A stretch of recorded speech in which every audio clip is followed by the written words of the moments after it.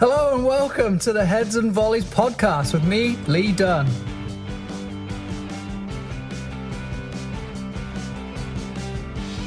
Happy New Year! What a great way to start the year with this episode of Heads and Volleys, and it comes from a tweet I put out a little while ago now, and it was asking coaches, and here it is word for word, that how do you get the technical work into your practices? Do you isolate? Do you coach it for the first part of a small-sided game? Do you expect players to be proficient already? Or do you remind players through tactical work? And the reason I ask this question is because I feel like a traditional approach or debate of unopposed versus opposed is kind of consideration for technical training versus tactical training. But I'm interested to know, or I was interested to know, how people approach this technical development of players. Because I've noticed from the games I coached where I will see certain players are really skillful on the ball or really comfortable with the ball and other players are not. And so that leads me to question myself in terms of the way I'm delivering my sessions. And I'll kind of touch on that as I go through the categories of approaches here, but also just in terms of wondering how people are doing it and if they feel like it's a success or if it's just something that they've always done so they continue to do so, or if it's something that's mandated to them through a club, and just to see if there's a trend out there or if there's someone that has suddenly blown it out of the water. And I think I'll introduce to you at the end my overall approach, and I think the approach that will suit everything. But I was just genuinely interested in the Twitter universe and see what people do. Of course, people love to share their opinions, and here I am joining everybody in. So I'll tag everybody in. I'll comment on them throughout this podcast as to who they are and the comments that they submitted. And I've categorized them into four overall areas that it seems that coaches are trending within, and I'll get into that shortly. But first of all, just a huge thank you to Tactical Pad again for their continued sponsorship.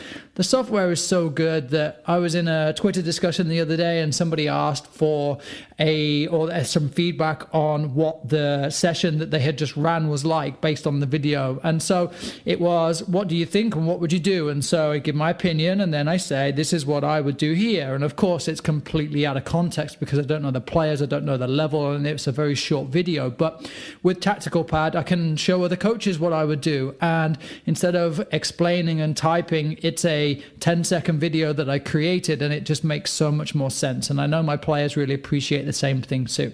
And of course, with Soccer Innovations also and their tactics board, it just ties it together perfectly because the players can move the dots, the players can be themselves on the field, and we can start exploring areas of the field because I have the full-size soccer field on there. So here we go, getting into the introduction and implementation of technical work into everybody's practice. I'm going to start this first section with what I would call a classic style.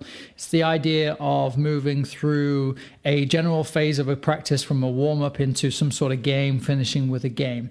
First comment is from Johnny Dark, Coach Johnny D, and he says that he tries to squeeze it into the arrival activity as much as possible.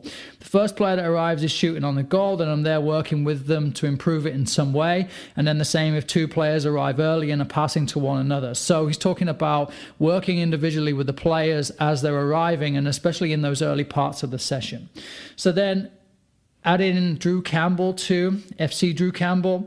He has a routine practice design, which is 15 minutes of free play, followed by 20 minutes of technical, unopposed scaling into highly opposed practice, with 25 minutes of some sort of possession game, which he highlights as managing space, and then 30 minutes of a positional game. So there's that traditional kind of approach of working through skill introductions and warm-ups into kind of more gameplay on from there. So I'm interested with Drew there, and I didn't ask the question, but wonder what it's like with the free play. And of course, it's difficult for any coach to stand back and watch free play happen without feeling like they should be coaching, or perhaps parents are watching, wondering what they're paying this coach all this money for. for if they are just spending 15 minutes of free play, but how much of that is used to set up for the future part of the session. So knowing that after 15 minutes, they're moving into some sort of technical focus. I wonder if Drew and if you are listening and do the same sort of approach too after free play, if you're connecting the two. So are you saying, oh, what's that passing? Or if you're just completely quiet and not really saying anything.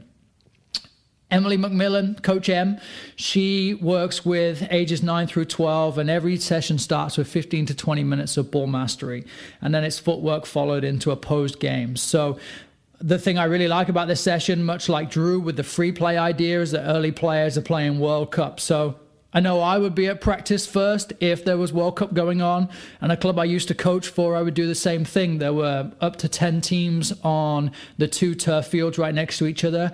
So my players that arrived early would always play World Cup or Cuppies. So those players were soon sprinting across the parking lot and across the 2 fields to find me in the corner whilst everybody else was trudging along. So it's a nice little secret there to getting your players out and playing early. So there's a theme there with the free play idea. And then, as Emily said, moving into the ball mastery. So they're working on some of the skills that they're playing within the game anyway. And I really like the idea that both Drew and Emily have of just playing the game and giving them something excited about. Count Zero, he mentions that in working with U11s, it's 5 minutes of small-sided games with teams of 4. So my understanding of this is that it's a 2-team game, and then there are 2 teams not on the field, and so those 2 teams are working through foot skills with another coach on the side of the field. So you mentioned that he only has an hour for practice, which I think is a really important factor when you know that you can kind of double stack. So there's a game going on, so players are working through one aspect of the training plan, and then on the other side, if you have this awesome assistant coach that is having your players work through foot skills, then awesome. Now my challenge on that is, what happens if you don't have an assistant? How do you manage that? Because you know the soon as you turn your back on the players, man, they're going wild. So that's an interesting one as well. I think it's really valuable to manage your space and your environment in such a way that you can maximize for these players. Rhiann Harkins mentioned that having to keep technical work within the practice for many reasons, but it's usually done for about 20, 30 minutes up front of the session. So the start of the session in this classic approach, and the idea of using small-sided games as 1v1s and 2v2s to actually work on that. So not only is it moving from this kind of unopposed idea, but the idea of developing technical skills or improving the technical demand on players in game realistic situations. And so my challenge on that is, if you're doing 1v1s, how long does the 1v1 last for? And the reason I ask it that way is, if it's a quick fire, dribble in, beat a player, score a goal, then now we're talking real terms of soccer. And if you look at any game of soccer, a 1v1 lasts for a matter of seconds. And sometimes it might be up to 5 seconds with prolonged pressure or shielding of the ball. But for the most part, it's find the 1v1, beat or break or lose in the 1v1, and then it's over straight away. So I wonder on that level, Ria, how you're doing with the timings on 1v1s. And then my man Byron Gutierrez, he mentions using the start of the session, so the first 10 minutes for technical work after warming up. So it works on specifics for receiving and passing styles using both feet, whether it's a driven pass or a floated pass, or how to play with the weak foot especially. And then he mentioned that this year is changing it up. So moving from this kind of specific area of passing and receiving into more of dribbling and playing 1v1s. So I asked why, and he mentioned that he feels like it's more important right now for his players to be more comfortable on the 1v1 dribble. And the idea of it being challenged more in games, that the passing and moving is one element, but actually facing up and playing in those 1v1s, pretty much like we just said there with Rhiann, that how realistic is it to your game, and realizing that after analysis or even just observations of your players, if you recognize that 1v1s are struggling, then that's really going to be an area of focus for you. So he mentioned that there's always going to be a continuous focus on weak foot passing, but that's going to be done more within the flow of the game. Then I've got Lewis Vaughan. He mentions that in working with U9s, the sessions are split into unopposed and opposed practices. So there's always done it that way. And this is kind of where the idea of this classic approach has come from, and that I've outlined here, that feels it allows him to get the technical info in with lots of repetitions for practice. So then I asked, and I ask this of everybody, how are you linking this unopposed to the opposed? So if you've worked on some sort of skills, and he gave an example for shooting. So he works through some sort of technical shooting practice, and some of the sticklers out there may say it is opposed anyway, even if he's declared it as an unopposed practice. And you'll say it's opposed because there's a goalkeeper, otherwise is it really realistic that you're shooting? But there are all sorts of games that you can play, or isolated skill practices that you can have for developing the technique of shooting. And then it's followed by 2v1s with plenty of shooting opportunities, which to me makes sense. And that's a logical session progression if you're following this traditional classic approach of here is the skill, here's how we connect it to what we've been struggling with in a game, or what I think we're going to struggle with, or how it's going to help us within our game model. And now we're going to go and use that skill as many times as possible. And if you go through US Soccer's module of coaching, one of the questions that you can ask yourself is it game-like, and are there repetitions? So are there repetitions on the area of focus? So there's a very constant point here of how realistic is it, and are you giving good quality repetitions? So like the 1v1s, are they quick? Are they realistic with pressure coming from all sorts of directions? Because often in the game, the pressure can be coming from behind you or from on your side, and a lot of it can be determined on your first touch. So if a player takes a good first touch, does the defender hold off, or do they still charge in? Because if a player takes a good first touch, if a player is charging, they're significantly easier to beat. So many small details that go into this kind of general classification of unopposed practices. And then to answer the question or my query of how you're connecting the two, a couple of gentlemen here that I've added in as what I would call classic plus. And the reason I identify it that way is because there is a clear method to the madness of what they're delivering, the structure of their session, the way they're delivering it, and the connection. So start with Coach Joe. Coaching U12 typically start with unopposed technical warm-ups leading into the main theme of the session. And some sessions may start with light pressure, but technical points are always pulled through. Even during small-sided games, technical flaws should not be ignored. And I really like that comment, and it's a really strong line. I think it's something that I would think that everybody is acting on, but just to repeat, it's even during small-sided games, technical flaws should not be ignored. And as a coach educator and often performing coach observations, often, and you'll know when this is happening because you may be guilty of it yourself, or you hear it on the field next to you, but you hear the favorite English word of unlucky. Unlucky. Oh, that was unlucky. That was the touch just got away from you. Unlucky. Or the pass was the good idea, but unlucky that it didn't get there.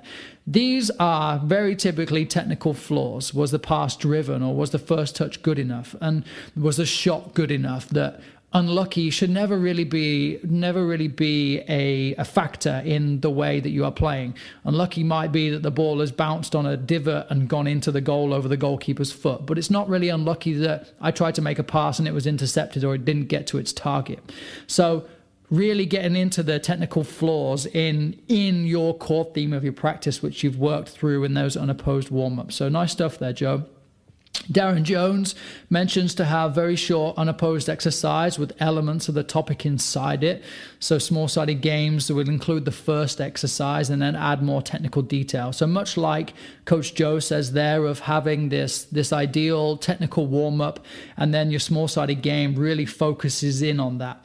And then Darren also expands on it that the games with overloads and coaching on the focus players and units, then you reduce the overloads and it becomes more of a free playing game. And my understanding on that, and perhaps yours is too, that the overloads on for the coaching on the focus players is that if you're really connecting all of it, your original unopposed exercises will be on an element of those focused players. So it might be their movement, it might be the way that they're receiving the ball to connect another line or to break a line.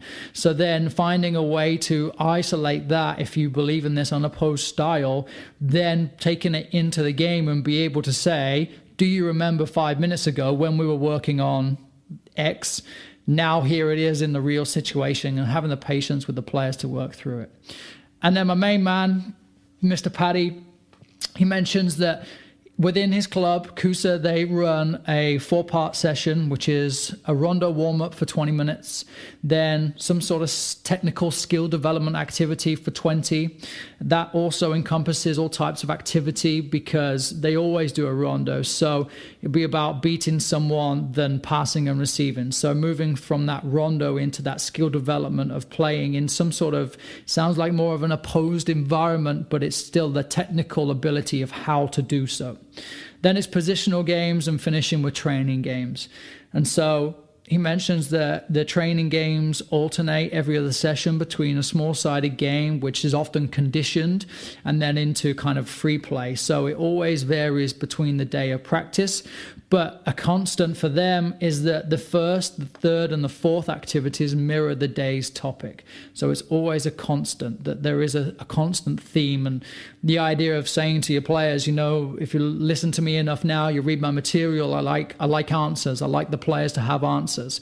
If they're arriving and they are being told straight away, this is today's focus, or this is part of our model, or this is part of our practice, then it's very easy for them to get on board and for them to understand what's going on. So for these guys, I class them as this classic plus because as I said, there's more method to the madness. There's a better understanding or a more clear and concise understanding of how to progress this idea of unopposed or technical approach into this condensed small-sided game, free play approach where there is still a constant theme that it's not just we're going to work on passing and now we're going to go and work on 2v2 and beating a player into the space.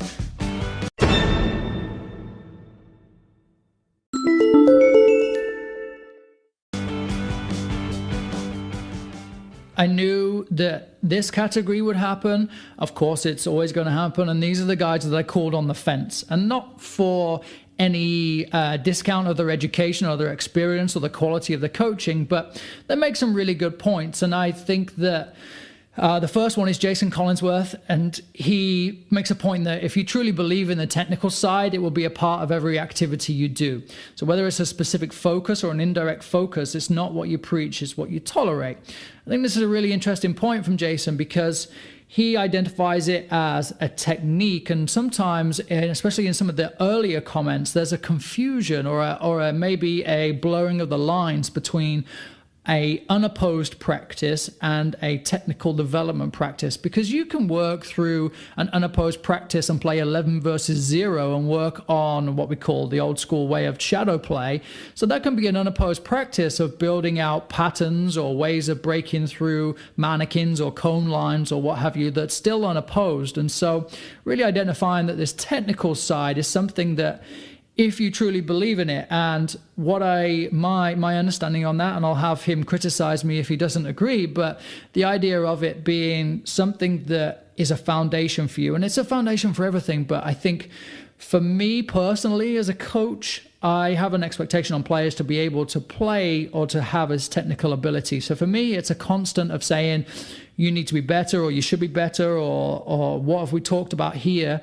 And then I think if you were to go on the side of truly believing it, that would be something that you may pull a player out of the practice from and talk to them about, or give them some sort of rerun or some sort of recreation so that you're really hammering on that technical ability. Same with Glenn Alper, It also depends on how committed the team is, the annual schedule, starting point of players, how well you know them, the motivation levels of players, how willing they are to practice at home, and general expectations, how long practices are, how many trainings per week. And he just hits on so many good questions that you have to understand your environment. And if you have taken my online course, you will see there's a lot of focus on your actual environment. So really understanding, and not a lot of people do this, so I encourage you to do it right now. Write down what your environment is. How much space do you have? How many players do you have consistently at practice? All of those questions that Glenn has asked there, and I'll repeat them again, that how committed your team is, an annual schedule, the starting point of the players and how well you know them, the motivation levels of the players, and are they willing to practice at home? Then put all that together And you will begin to identify the true needs of your players, much as I said earlier with Rianne and the 1 hour of practice, now recognizing that you actually need to change your practice style a little bit more just to suit the demands of the environment.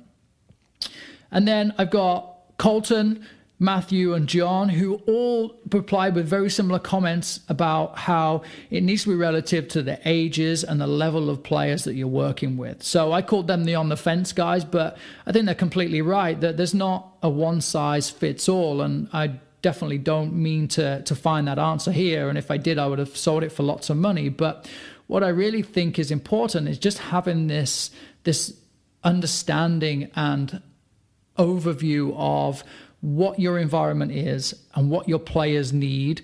Are they in a culture or an environment where they are playing street soccer regularly? Well, then you may be able to tune those technical skills within some sort of small-sided game. Or maybe you are coaching with players that come to soccer twice a week and that's all they do in terms of soccer. They don't even have a favorite team or watch games on the weekend. Well, that's a very different environment for you to get the players technically proficient as opposed to those players playing on the street. So really valid points from the on the fence guys. And of course, I kind of laugh and joke about them being on the fence, but they make some really good points for us. So in reflection, we've gone through this classic approach to developing a session from simple to complex, or unopposed to opposed, or a technical focus into a tactical focus. However you like to progress your session, that is what I would typically call this classic approach. It was the same approach that I experienced as a player, and it was the same approach that I would typically follow when I first started coaching. I believe that you will deliver in the same way you were taught. So that was something kind of that I expected. But something that Emily McMillan mentioned was that she has just gone through mid-season or mid-year evaluations with the players and gathers their feedback. And interestingly, one of the comments that she mentioned was that the players really like the foot skill portion of the practice. And I remember as a player going through this practice style and just knowing that you get to the end, you do what's asked of you, you get to the end, you get to play a game. And I wonder how many of your players are in the same position if you follow that same sort of structure, that they know exactly what's coming, so they go through the motions, they master the practice because that's what they need to do to get towards the game. So I didn't really hear of any other ways that people are introducing this idea of technical practices other than this traditional approach to going from technical through to tactical or unopposed to opposed. So I thought it was a really interesting point that if you do believe in that technical focus, there seems to be that traditional focus of practice as you move through the day or move through your hour and a half of practice. So I want to move into the guys that I call the no separations. And this is where I think coaching styles and methodologies will become a little different. And that starts with Ricky Salazar. And he mentions that the easy answer to him is rondos and positional games. So definitely small-sided games and phases of play if that's what you want to focus on. And of course, always refer to your own game model when you're thinking about what your practice focus needs to be. But he says that he cannot separate the tactical side from the technical side. So this is where we come into this no separation idea, that this sort of practice may just be a consistent game flow environment or a consistent small-sided game environment. So you're not separating the two, but I'm interested to know through all of this how you are then working through that technical focus, and if it's just a kind of a point of contention where you're mentioning, hey, you got to be better there, or is it a player or two players that you may pull out and work them through some sort of technical development. My friend Dan James with the Elite Soccer Institute mentioned that everything he does or we do in terms of his club is game realistic, so there's technical and tactical built in with pressure. There are times we pull players out of the session and work on individual needs in isolation / position specific, but can't think of a time when he trains everyone the same and teaching generalized technical work, which I also think is really interesting too, that if you're working with an age of player that is identified as and you may have different outlines in your club or in your own philosophies, that at a certain age, players should be classified as a certain type of player, as I answered recently in my interview with Bernard. But if you are teaching everybody, and I think it's relevant to the super young ages, that there is an overall technical development that you can give to all players, whether that's just simple levels of comfort on the ball or ability to manipulate the ball in certain ways and work on certain skills. And I recently played against a team where I think almost every single player pulled off a Maradona against us within the game. So very simple to see what they had been working on in the last couple of weeks. But it's an interesting approach with Dan, that not necessarily training everyone the same or teaching generalized technical work. Kelly Sims, she mentions, or she was very simple in her comment, and she wrote play, play, play. And I would agree with her on that the more you play, the more you're going to have experiential learning, the more you are working in the situation that's relevant to you and which we want you to develop. And that's my fear sometimes with too much isolation or unopposed/technical work, that we're moving away from what the game is actually meant to be for our players.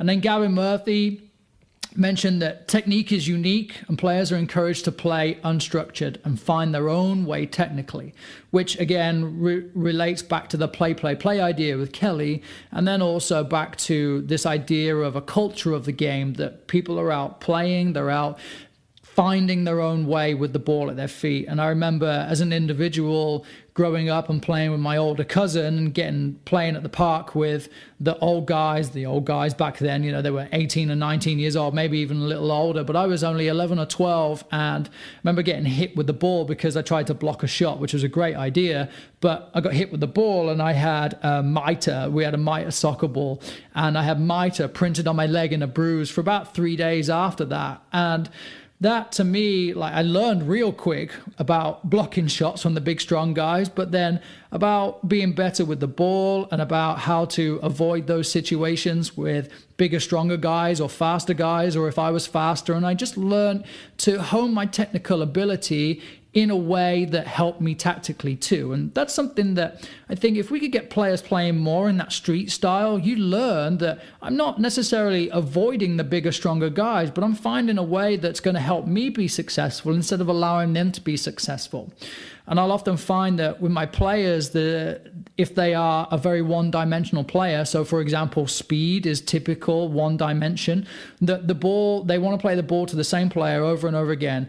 And a clever player, for example, will take 5 steps away from that speedy player. So they're not running 1v1, but they have a 5-yard head start where they can either intercept the ball or they can just cut the player off, shield the ball, and help their team build out from wherever they are on the field. Now, if I am learning back when I'd learned on the field with the older players, now I'm going to find another way to make my speed valuable. So I may check in or I'll find other ways. But what I'm saying is that my players, and most players, often have a certain skill, and then they become focused on that skill only. And the connection to the wider game and to this idea of figuring it out for yourself, I think is really important for players, and I don't think it's done enough. Gavin also kind of goes on to mention that he rarely works on isolated practices because of their lack of context. So again, much like what Dan said, if it's generalized technical work or the same for everyone, it's not necessarily relative. So my question for these guys and for you, if you are this idea of no separation and everything's combined into one, which it is anyway, but depending on your focus of really not identifying a single skill within a practice, but working through it in relation to the game. My question for you is, knowing that the culture of play has changed significantly for most cultures in the US and most cultures of players, how do you work on this technical side for the players? Because there's no doubt that it's important, and you can work through various periodization plans with your individuals. So if they're playing 11v11, there's a significant tactical focus as opposed to a 3v3 or a 4v4 periodization session where there is a significant technical demand on them. So there are plenty of apps out there, plenty of what I will call gimmicks. If you've ever been to the United Soccer Coach Convention, if you just go into the exhibition hall, you'll see the next generation of madness that's being sold, such as rondo rings and balls with chips in them that tell you how many times you've touched it and so on, which I think it may suit many of our players, but in reality, we're talking about context. As Gavin said, we're not really getting anywhere in terms of developing our players. And it also doesn't encourage them to become a better player. It's just another tool.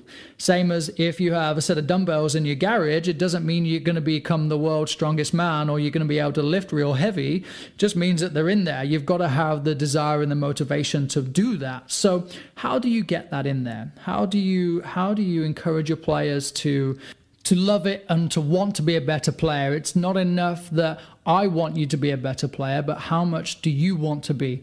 And going back to my recent interview on the Touchline podcast, the question in there was about the culture of the game in the UK as opposed to how it is in the US. And one of my theories or one of my feelings is that here it's not a constant. How can you make a constant for your players? How much do you want to challenge them? How much do you ignite this passion in them to want to be a better soccer player?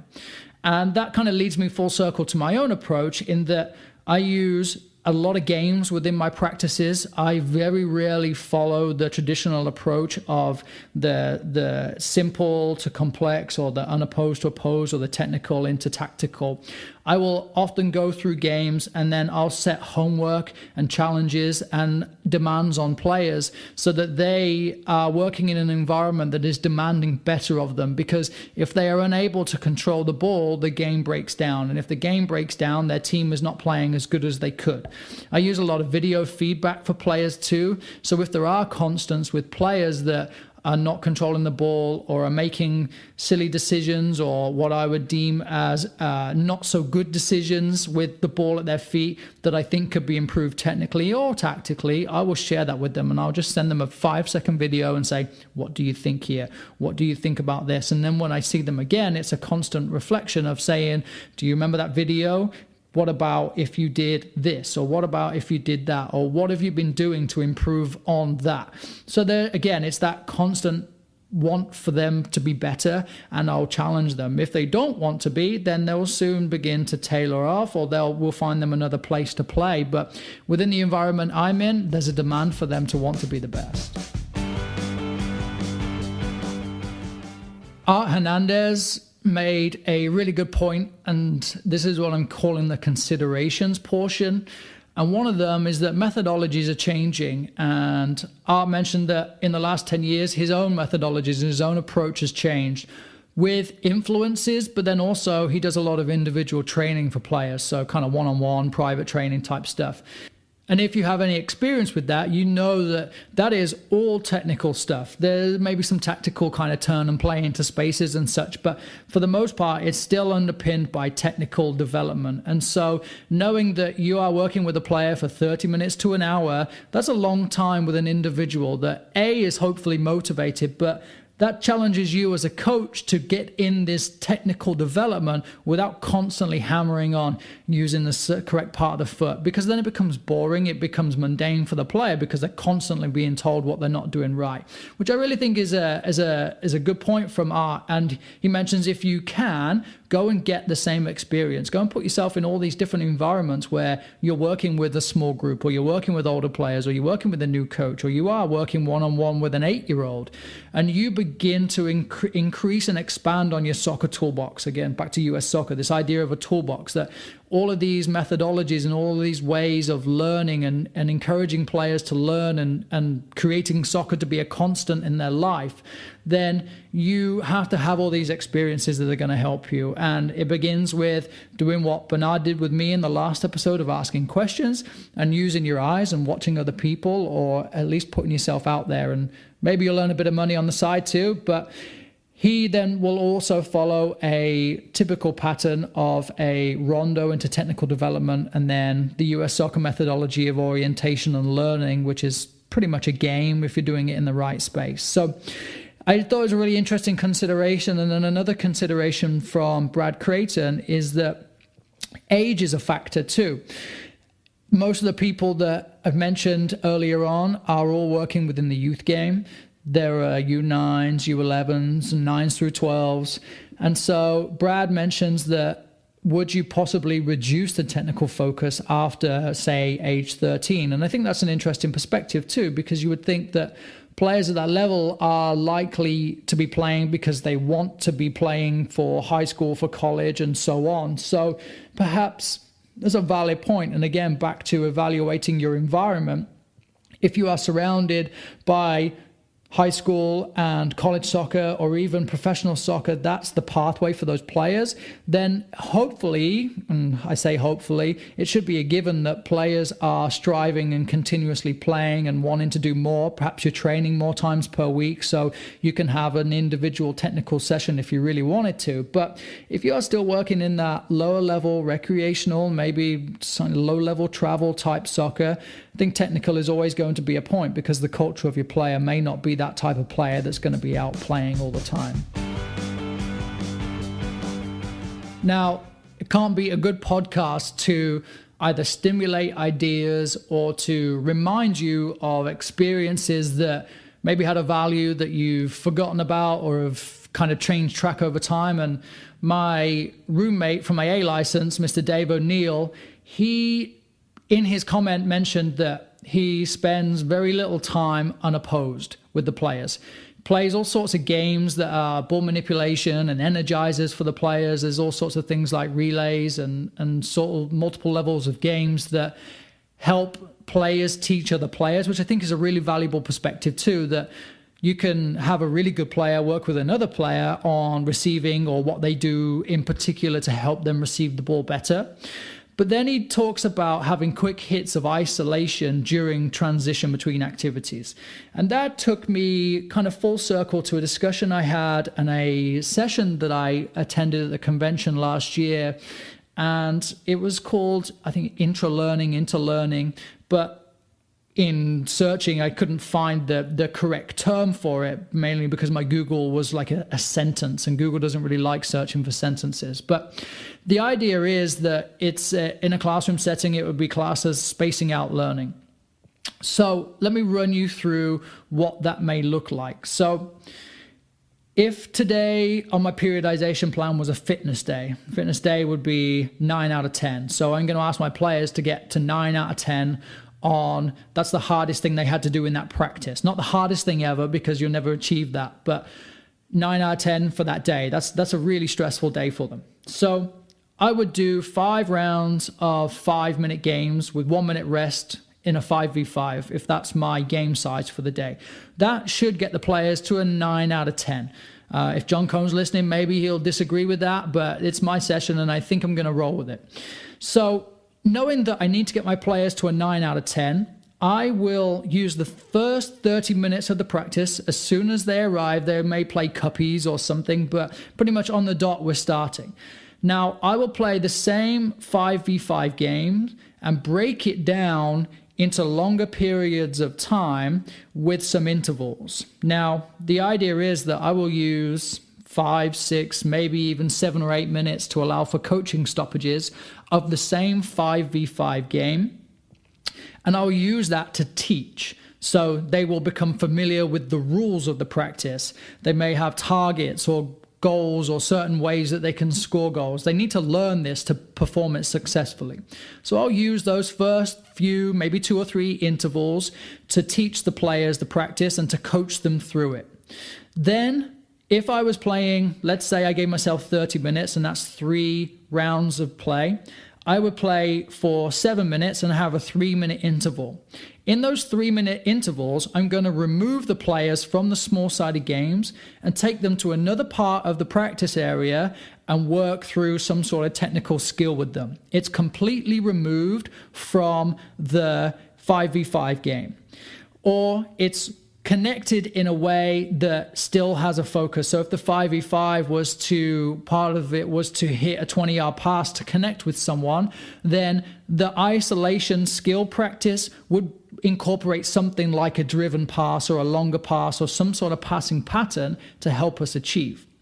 So I would do that for 2 minutes, give them a minute off total. That would take me to 10 minutes. Then I do that another time and another time to fill the 30 minutes. So I have my watch running all the time. I'm on them constantly. So the demand is high. They're learning in those first 7 minutes. Now we're taking a portion of that, almost like a play, practice, play model, and I'm working on that with them. But it's called this spacing out learning, that I'm taking them away from that 5v5 challenging environment and giving them something different to focus on. Then when we return to it, the idea is that this task recall is being enhanced because they remember it. Oh, I remember this. And now they're remembering what they did or what they could do better from those first 7 minutes, and then they're back into it again. Now, the benefit to my periodization is that after this 30 minutes, we take a 2 or 3 minute water break. And now I know that they know, I've told them they need to hit a 9 out of 10. So now we go and play these 5v5s for 5 minutes with a minute rest. And they know the task. They've worked on both a technical development practice that is helping them, and they've also learned the rules of the 5v5. Now we can push to a 9 out of 10 that I don't necessarily have to be coaching in, but there's a focus of coaching, of course, but they are achieving the periodization, they're achieving technical development, and they're achieving a tactical development through those first 30 minutes of teaching. So I think this idea of spacing out requires a lot of planning. It requires a really good understanding of the connection between the tactical and technical components of your practice, much like many people are already doing in moving from unopposed to opposed. I love to create an environment that is challenging my students or my players to think first. So I want them to try and figure out the answer. I want them to struggle somewhat. And then the technical aspect that I'm bringing in the spacing out is just going to help them a little bit more. And there's a constant reference. Do you remember in the practice when? Do you remember in the 5v5 when? At what point in the 5v5 was this relative? So now they're beginning to build this foundation that they can take back. So when they have this task recall, they also have a bit more of a skill that can help them develop in that. Now, it's kind of complex, I guess. If you really think about it, it's 2 practices in one at first, and then we use the same practice again afterwards. So if you are working in small spaces, if you're unfortunate enough to only have a quarter of a field, or if you are working in a space where there's lots of people, or it's always different. Now, it's difficult to set up 2 practices where you're moving players around, and maybe you get shouted at for not using all the space because somebody else may want to use it. But if you can become economical with your cones and with your practice space, and you can even use the same space within and just add a cone or remove a cone or however you do it, I strongly encourage you to consider this way of not only improving in the tactical understanding and even just the practice demand understanding for the players, but you can still pull in this technical development. And from my own perspective, I do not like the idea of unopposed to opposed or technical practices. I agree with Gavin, as he mentioned, it's out of context, but there is definitely a place for it. Now, if I can give them the game first and then give them these small bites of A, removal, but then B, just a little bit to push them and to encourage them more for success, I think that's the way that we need to go about it. Do I do it? Not enough, not nearly enough. And that's why I mentioned Dave's tweet specifically, because it just gave me this little recall on what I had started doing before, and then thinking, well, why don't I do that more? It makes a lot of sense for me on paper to challenge my players that way. So to get your hands on this brand new spacing out idea that I just implemented, hit me up on LeeDunneSoccer. I will create a post on there. You can download it. I'll outline what a session would look like for you, just so you can see it in theory. And I'll add in some of the tactical pad stuff too, so you can see what it would look like. You can share it with your players. You can show yourself to help you understand, because I realize the benefit of tactical pad is exactly what I just spent the last 10 minutes explaining of how I would do it, and a simple GIF would help you understand and help your players understand it much more. So I will show you that over at LeeDunneSoccer.com. Thank you to all of the people that have taken part in this episode today.